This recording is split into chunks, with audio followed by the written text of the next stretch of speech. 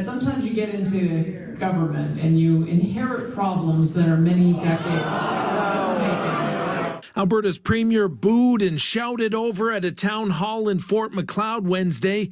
She came to southern Alberta along with several cabinet ministers to explain her government's decision to allow some coal mining on the eastern edge of the Rocky Mountains. When we came in, we had a multitude of coal companies that had launched a $14 billion lawsuit. Don't care.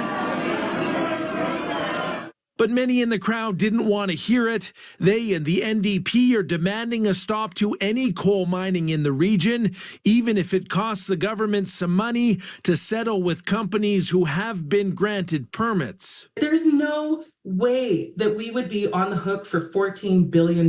That's never happened in the history of industry compensation. It is a total falsehood to mislead Albertans into thinking that that would be the consequence of shutting down coal mining on the eastern slopes. It's a bold-faced lie. Some in the capacity crowd came to support the government and the potential for new mines, saying jobs are needed in the region. Chris Spearman, the former mayor of Lethbridge, was there.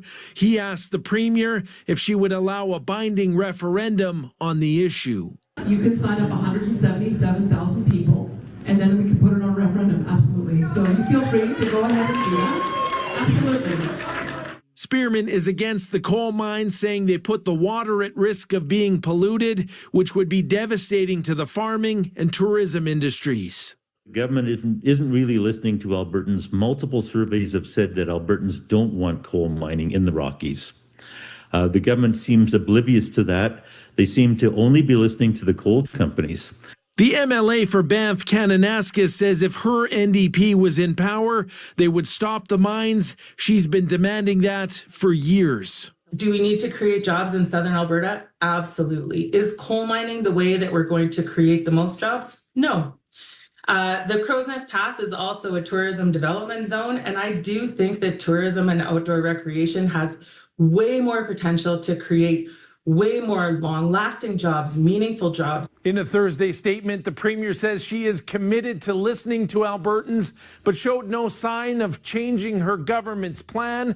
Her promise is to develop steel-making coal in the area, avoid lawsuits, and enforce high environmental standards. From Edmonton, Sean Amato, City News.